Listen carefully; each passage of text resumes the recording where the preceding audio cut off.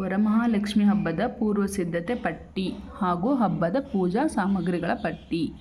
ಏನೇನು ನೋಡೋಣ ಬನ್ನಿ. ಅರಿಶಿಣ, ಕುಂಕುಮ, ಊದ್ಬತ್ತಿ, ಕರ್ಪೂರ, ಪಚ್ಚೆ ಕರ್ಪೂರ ಇದು ಕೂಡ ಬೇಕಾಗುತ್ತೆ. ಪಚ್ಚೆ ಕರ್ಪೂರದ್ದು ಕಳಸದೊಳಗೆ ಹಾಕೋಕ್ಕೆ. ಧೂಪ ಬೇಕು ಮತ್ತು ದೀಪಗಳು ಬೇಕು. ಅದು 5 ಇಲ್ಲ 9 ಬೇಕು. ನೆಕ್ಸ್ಟು ತುಪ್ಪದ ಬತ್ತಿ, ದೀಪದ ಬತ್ತಿ, ದೀಪದ ಎಣ್ಣೆ ಅಥವಾ ಅದು ಎಳ್ಳೆಣ್ಣೆ ಆಗಿರ್ಬೋದು ಅಥವಾ ನೀವು ಯಾವ್ದು ಯೂಸ್ ಮಾಡ್ತೀರೋ ದೇವರಿಗೆ. ಕಡಲೆ ಎಣ್ಣೆ ಎಲ್ಲ ಯೂಸ್ ಮಾಡ್ತಾರೆ. ಸೊ ನೋಡಿ ನಿಮ್ಗೆ ಯಾವ್ದು ಬೇಕು ಅದು. ನೆಕ್ಸ್ಟು ತುಪ್ಪ, ಅದು ಶುದ್ಧ ತುಪ್ಪ ಆಗಿರಲಿ. ಅದ್ರ ನೆಕ್ಸ್ಟು ಮಾವಿನ ಎಲೆ ಬೇಕಾಗುತ್ತೆ. ಬಾಳೆಕಂದು, ವೀಳ್ಯದೆಲೆ ನೀವು ಕಳಸಕ್ಕಿಡೋಕ್ಕೆ ಮತ್ತು ಮುತ್ತೈದೆಯರು ಬಂದಾಗ ಓದೋಕ್ಕೆ ಮತ್ತು ಅಲಂಕಾರಕ್ಕೆ ಏನಾದರೂ ಮಾಡುವಾಗಿದ್ರೆ ತೊಗೊಳ್ಳಿ. ಎಷ್ಟು ಬೇಕಷ್ಟು ನೋಡಿ, ಜಾಸ್ತಿ ತೊಗೊಳ್ಳೋಂಗಿದ್ರೆ ತೊಗೋಬೋದು. ನೆಕ್ಸ್ಟು ಬ್ಲೌಸ್ ಪೀಸ್ ಬಂದು ಇದು ಬಂದು ಮುತ್ತೈದೆಯರಿಗೆ ಕೊಡೋದಕ್ಕೆ ಮತ್ತು ತಾಯಿಗೆ ಮಡ್ಲಕ್ಕಿ ಇಡೋದಕ್ಕೆ ಬೇಕಾಗುತ್ತೆ. ಒಂದು ಫುಲ್ 12 ಈ ಥರ ಸೆಟ್ ಬರುತ್ತೆ. 12 ಇರೋದು, 24 ಇರೋದು ಅದನ್ನೇ ತೊಗೋಬೋದು. ಇಲ್ಲ ಚೆನ್ನಾಗಿರೋ ನೋಡಿ ಒಂದು 5 ಎಕ್ಸ್ಟ್ರಾ ತೊಗೊಂಡ್ರು ಬೇರೆಯವ್ರಿಗೂ ಕೊಡೋದಕ್ಕೂ ಕೂಡ ಹೆಲ್ಪ್ ಆಗುತ್ತೆ ಅದು. ನೆಕ್ಸ್ಟ್ ಇಲ್ಲಿ ಬನ್ನಿ ನೋಡೋಣ. ಹೂವುಗಳು ಏನೇನು ಬೇಕು ಅಂದರೆ ನೋಡ್ಬೋದು ನೀವು. ಒಂದು 6 ಥರದ ಹೂವನ್ನು ನಾನಿಲ್ಲಿ ಪಟ್ಟಿ ಮಾಡಿಟ್ಟಿದ್ದೀನಿ.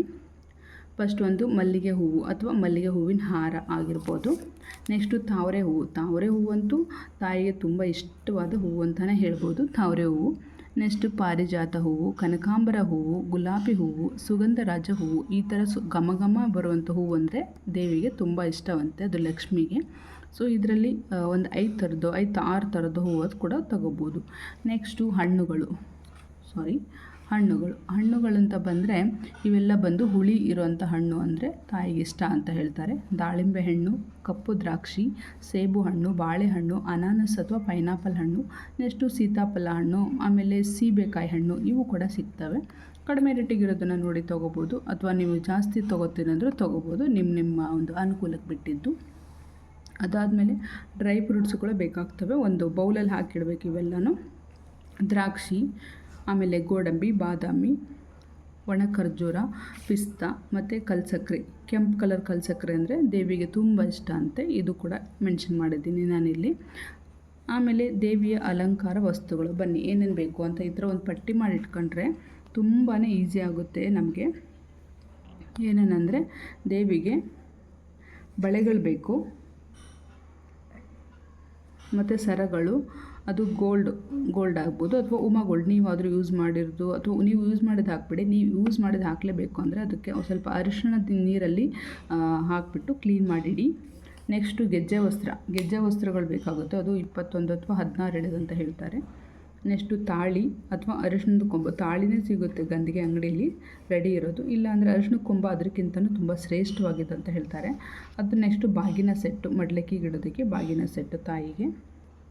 ಆಮೇಲೆ ಸೊಂಟದ ಪಟ್ಟಿ, ಒಂದು ಕಿರೀಟ ತಾಯಿಗೆ, ಮತ್ತು ಜಡೆ, ಸೀರೆ, ನೀವು ಸೀರೆ ಉಡಿಸೋದ್ರೆ ಸೀರೆ, ಇಲ್ಲ ಬ್ಲೌಸ್ ಇದ್ದರೆ ಬ್ಲೌಸ್ ಪೀಸು. ಆಮೇಲೆ ರೆಡಿ ಮಾಡಿಟ್ಕೊಳ್ಳೋಕ್ಕೆ ಪಿನ್ಗಳು ಬಿಟ್ಟು ತಂದಿಟ್ಕೊಳ್ಳಿ.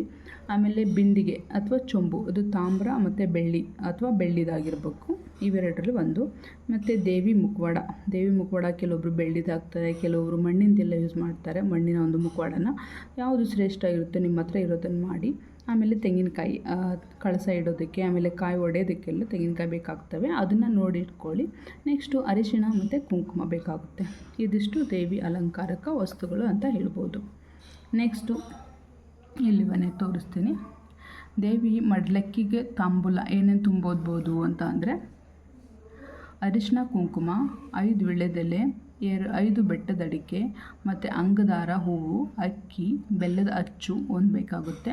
ಒಣ ಖರ್ಜೂರ 5, ಒಣ ಕೊಬ್ಬರಿ ಬಟ್ಲು 1, ಅರಿಶಿಣದ ಕೊಂಬು 1, ಬಾಗಿನ ಸೆಟ್ಟು, ಅದು ಗಂಧಿಗೆ ಅಂಗಡಿಲಿ ಸಿಗುತ್ತೆ. ಬಾಗಿನ ಸೆಟ್ ಕೊಡಿ ಅಂದರೆ ಬಾಚಣಿಕೆ, ಕನ್ನಡಿ ಚಿಕ್ಕದಾಗಿ ಅವೆಲ್ಲ ಕೊಡ್ತಾರೆ ಅದು.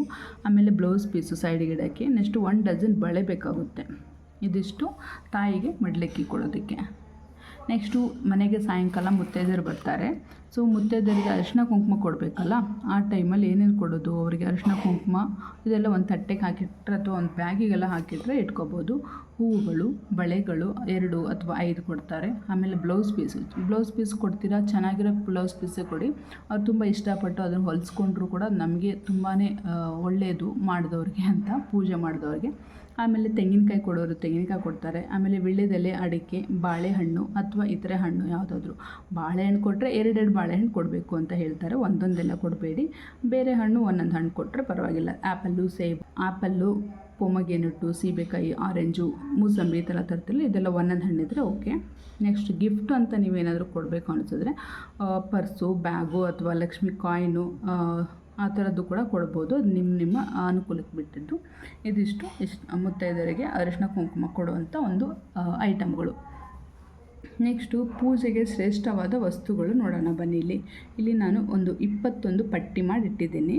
ಇದು ಎಲ್ಲ ಅಂದರೆ ನಾವು ಕಳಸಕ್ಕೆ ಹಾಕುವಂಥ ಒಂದು ವಸ್ತುಗಳಂತಲೇ ಹೇಳ್ಬೋದು. ಏನೇನಪ್ಪ ಹಾಕ್ತಿದ್ದೀವಿ ಅಂದರೆ ಅರಿಶಿನ ಕುಂಕುಮ, ಅರಿಶಿಣದ ಕೊಂಬು, ಒಣ ಕೊಬ್ಬರಿ ಚೂರು, ಆಮೇಲೆ ಒಣ ದ್ರಾಕ್ಷಿ, ಕಲ್ಲುಪ್ಪು, ಪಚ್ಚೆ ಕರ್ಪೂರ, ನೆಕ್ಸ್ಟು ಫಾರಿನ್ ಕರೆನ್ಸಿ ಮತ್ತು ಇಂಡಿಯನ್ ಕರೆನ್ಸಿ 2 ಹಾಕಬೇಕು.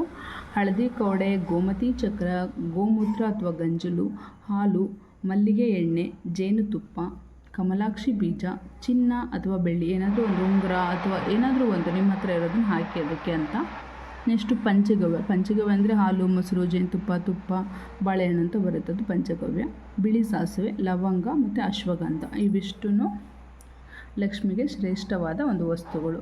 ಬೇಕಿದ್ದರೆ ನೀವು ಸ್ಕ್ರೀನ್ಶಾಟ್ ಕೂಡ ತೊಗೋಬೋದು. ನೋಡಿ ಇಷ್ಟಿದ್ದಾವೆ. ಅದಾದಮೇಲೆ ವರಮಹಾಲಕ್ಷ್ಮಿಗೆ ಇಷ್ಟವಾದ ಅಡುಗೆ ಏನೇನು ನೋಡೋಣ ಬನ್ನಿ, ಅಥವಾ ಸಿಹಿ ಪದಾರ್ಥ. ಅವಳಿಗೆ ತಾಯಿಗೆ ಕೊಬ್ಬರಿಯಿಂದ ಮಾಡಿದಂಥ ಅಡುಗೆ ಅಂದರೆ ತುಂಬ ಇಷ್ಟ ಅಂತ ಹೇಳ್ತಾರೆ. ಹಾಗಾಗಿ ರವೆ ಉಂಡೆ, ಇದಕ್ಕೂ ನಾವು ಒಣ ಕೊಬ್ಬರಿ ಎಲ್ಲ ಸೇರಿಸ್ತೀವಿ. ನೋಡಿ ರವೆ ಉಂಡೆ, ಒಬ್ಬಟ್ಟು ಅಂದರೆ ಕಾಯಿ ಒಬ್ಬಟ್ಟು ಮಾಡ್ತೀವಿ, ಅದು ಪಾಯಸಕ್ಕೂ ಕೂಡ ಇಷ್ಟ ಆಗುತ್ತೆ. ಕರ್ಜಿಕಾಯಿ, ಬೆಲ್ಲದನ್ನ, ಇದು ಮಾತ್ರ ಶ್ರೇಷ್ಠವಾದ ಒಂದು ನೈವೇದ್ಯ ಅಂತಲೇ ಹೇಳ್ತಾರೆ. ಬೆಲ್ಲದನ್ನ ಇದನ್ನು ಕೂಡ ಮಾಡಿಕೊಡ್ಬೋದು. ಆಮೇಲೆ ಚಿರೋಟಿ ಮತ್ತು ಇತ್ಯಾದಿ ನಿಮ್ಮ ಇಷ್ಟಕ್ಕೆ ತಗೊಂಡು ಕೋಡ್ಬೇಳೆ, ನಿಪ್ಪಟ್ಟು ಆ ಥರ ಎಲ್ಲ ಮಾಡ್ತಿರ್ತಾರೆ. ಸೊ ಅದು ಕೂಡ ಮಾಡಿಟ್ಕೋಬೋದು ನೀವು.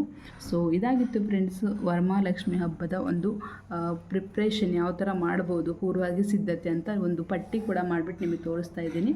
ಸೊ ಇದು ನೀವೆಲ್ರಿಗೂ ಇಷ್ಟ ಆಯಿತು ಅಂತ ಭಾವಿಸ್ತೀನಿ. ನೋಡೋದಕ್ಕೆ ಪ್ರತಿಯೊಬ್ಬರಿಗೂ ಧನ್ಯವಾದ. Thank you so much. ಹಾಗೆ ನನ್ನ ಬ್ಲಾಗನ್ನು ಯಾರು ಇನ್ನೂ ಸಬ್ಸ್ಕ್ರೈಬ್ ಮಾಡ್ಕೊಳ್ದೆ ನೋಡ್ತಾ ಇದ್ದೀರಾ, ಖಂಡಿತವಾಗ್ಲೂ ಸಬ್ಸ್ಕ್ರೈಬ್ ಮಾಡ್ಕೊಂಡು ನೋಡಿ. ಅದೇ ಥರ ಮುಂದೆ ಇನ್ನೂ ಒಳ್ಳೊಳ್ಳೆ ಇನ್ಫಾರ್ಮೇಷನೊಂದಿಗೆ ಮತ್ತೆ ಬರ್ತೀನಿ. Thank you so much.